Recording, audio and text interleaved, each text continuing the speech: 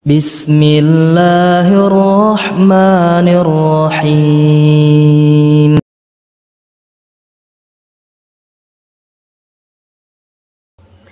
Namun terkadang harta menjadi azab yang memilukan. Pemiliknya tersiksa dengan azab itu. Selalu gundah gulana. Anak-anaknya sakit, bingung. Anaknya mati, putus asa dalam kehidupan ini. Anaknya sehat, bikin orang tuanya sengsara. Berapa banyak anak-anak yang membuat orang tuanya tidak bisa tidur malam, padahal anaknya sehat. Tapi karena anaknya satu di penjara, gara-gara narkoba. Yang satu karena kasus apa? Karena kasus apa? Jadi harta dan anak itu bukan membuat kedua orang tuanya damai hidupnya. Dan ini terjadi jemaah. Kita melihat orang-orang yang kaya raya tidak seperti yang pertama tadi. Yang malam hari susah tidur. Kenapa? Karena harta. Dia udah punya banyak harta. Tapi karena dia tidak mensyukuri harta dan tidak membelanjakannya di jalan Allah. Anak-anak dia tidak didik dengan benar. Tidak ditarik menuju ke rumah Allah. Tidak diberi pengarahan bahwa nak, kau diciptakan tidak seperti kerbau. Kau diciptakan tidak seperti ayam. Kita lihat ayam jemaah. Ayam itu kadangkala jalan, ayam jantan itu ketemu sama ayam betina, ngobrol sebentar. Setelah itu kemana? Pernah ngelihat ayam jantan ngobrol sama ayam betina? Nyirik-nyirik ya, miring-miring gitu kan. Setelah itu kemana? Berzina setelah itu. Kalau ayam masa berzina, setia. Ayam nggak berzina, tapi manusia ada yang seperti ayam. Ada yang seperti itu. Dan orang tua tidak mendidik anaknya agar anaknya tahu kenapa dia diciptakan. Akhirnya jadi azab anak dan harta itu buat kedua orang tuanya. Jamaah rahimakumullah. Di dalam Al-Quranul Karim, Allah menyebutkan harta dan anak secara beriringan. Harta, anak, harta, anak, harta, anak. Sebanyak 24 kali. Harta dan anak. Kenapa? Nah. Allahu Akbar. Mati ini bisa. Cek. Mati. Ya. Cek ya. Terus. Naik, soalnya biar enak didengar. Cek. Cek 1 2 3 4 cek 1. Terus naik dikit. Cek ya. Sip, ada di dulu. Insyaallah. Baik. Allah menyebutkan harta dan anak secara beriringan sebanyak 24 kali, dimulai dengan harta. Jadi 24 kali Allah sebutkan harta lebih dahulu sebelum anak. Tapi di 2 ayat Allah menyebutkan anak dulu baru harta. Ada apa sebenarnya? Kenapa 24 kali harta anak, tapi di 2 ayat anak dulu baru harta? Insya Allah hari ini kita akan membahas tentang hal itu. Apa hikmah? Yang sejatinya yang mengetahui hikmah itu hanya Allah Jalla Jalaluhu. Tapi para ahli tafsir, para ulama berusaha menyimpulkan hikmah-hikmah tersebut, yang semoga Allah memberikan taufik kepada mereka tentang hikmah dari kenapa di 24 ayat disebutkan Masya Allah. Apa ini? Jadi patenian. Masya Allah. Jamaah rahimakumullah.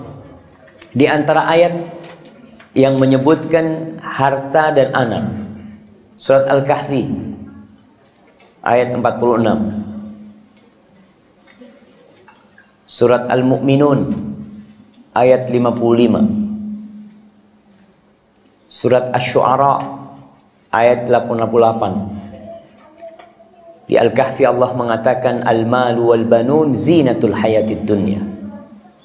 Harta dan anak adalah perhiasan kehidupan dunia. Di Al-Mu'minun ayat 55 Allah mengatakan annama numidduhum bihi min malin wa banin nusari'u lahum fil khairat. Sesungguhnya yang kita berikan kepada mereka, kepada orang-orang kafir, harta dan anak-anak. Di Syu'ara ayat 88 Allah mengatakan yauma la yanfa'u malun wala banun. Hari di mana tidak berguna harta dan anak. Di surat Al-Qalam ayat 14. Di surat Al-Kahfi lagi ayat 34 dan 39. Di surat Maryam ayat 77.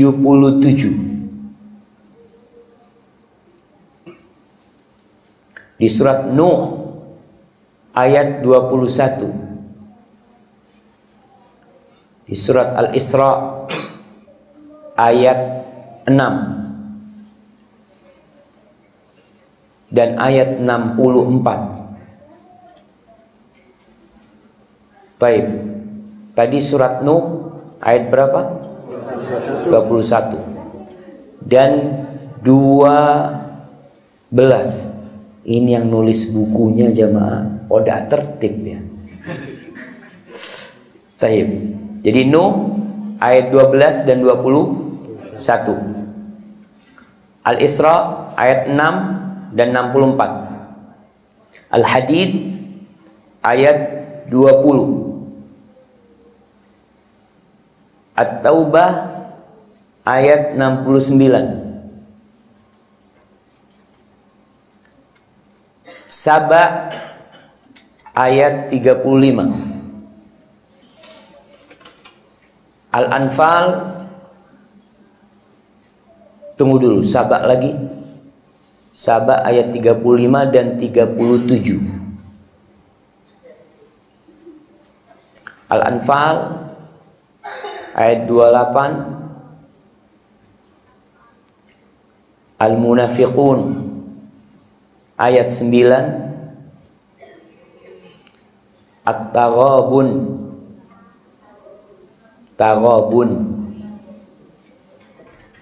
ayat 15. Al-Fath ayat 11.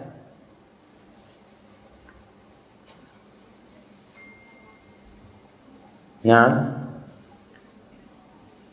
Ali Imran ayat 10 dan 116. At-Taubah lagi. Oh, jadi kumpulkan sama At-Taubah. Tadi ayat berapa? 69. Dimulai dengan ayat 55, 69 dan 85.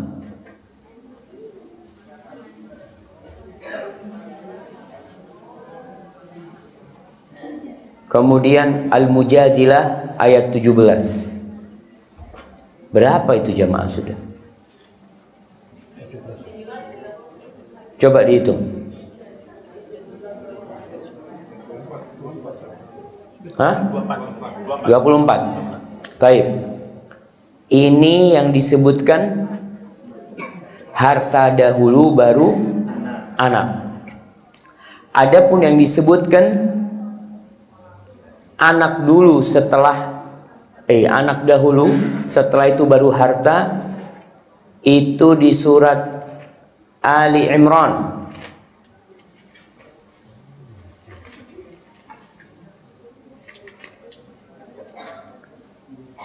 ayat 14 dan surat Taubah ayat 24.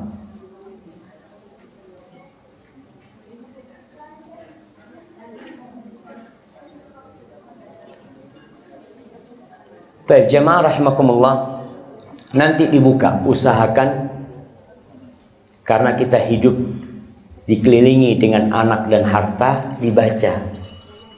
dibaca nanti satu persatu, kemudian dibaca artinya. Allah Jalla Jalla menurunkan Al-Quranul Karim liyadabbaru ayati, agar kita mentadabburi ayat-ayat yang Allah turunkan. Dan sifat orang-orang yang beriman, idza tuliyat alaihim ayatuhu zadatuhum iman. Apabila dibacakan kepada mereka ayat-ayat Allah, reaksi apa yang akan terjadi di diri orang yang beriman? Zadatuhum iman, mereka bertambah keimanannya.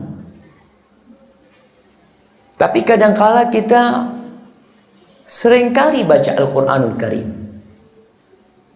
namun kok kayaknya tetap saja iman kita tidak semakin kuat. Ada apa dengan kita? Salah satu penyebabnya karena kita tidak mentadabburi ayat-ayat Allah. Allah mengatakan kepada orang-orang kafir, afala yatadabbaruna al-Quran am ala qulubin aqfaluha. Apakah mereka tidak mentadabburi Al-Quran? Jamaah, ketika ayat ini turun, orang-orang kafir yang ada di Mekah itu faham dengan bahasa Arab, sehingga tatkala ayat itu dibacakan, langsung mereka itu ngerti apa maksudnya, tidak perlu terjemahan. Cuma yang jadi masalah, ada orang-orang yang faham tapi tidak menghayati maknanya. Maka Allah katakan am ala qulubin aqfaluha, atau di atas hati mereka ada gembok-gembok yang mengunci sehingga mereka tidak dapat memahami. Ya, kadangkala kita ingin memasukkan air ke sebuah wadah, tapi wadahnya terkunci. Air itu akhirnya dituangkan dari luar, umpamanya botol atau gelas ini, kita lihat ada air segar yang ingin kita berikan, tapi gelasnya tertutup. Tatkala kita paksa untuk menuangkan, dituangkan gelas itu, masuk enggak ke dalam? Enggak masuk. Kita sekarang yang udah muslim, ada satu kekurangan dan kelemahan kita yang tidak berbahasa Arab, yaitu dibacakan Al-Quranul Karim, kita nggak paham. Tidak seperti Abu Jahal, Abu Lahab, ketika dibacakan kepada Abu Lahab Al-Quranul Karim, faham nggak Abu Lahab sama Abu Jahal? Faham. Nah, kita dituntut untuk lebih memahami Al-Quranul Karim dengan membaca artinya. Kalau memang nggak paham, Ustaz, tapi katanya baca Quran walaupun nggak tahu artinya dapat pahala. Iya. Kalau kita bicara pahala, iya. Itu salah satu karunia Allah kepada umat Islam. Kita baca Alif Lam Mim, dapat pahala nggak? Dapat pahala. Faham artinya? Nggak faham artinya, Ustaz. Nggak faham kita artinya. Apa artinya Alif Lam Mim? Hanya 3 huruf, Alif, Lam, dan Mim. Tapi kita dapat pahala membaca Al-Quran Al-Karim. Namun seorang muslim dituntut untuk lebih menggali agama ini, mentadabburi ayat-ayat Allah ini.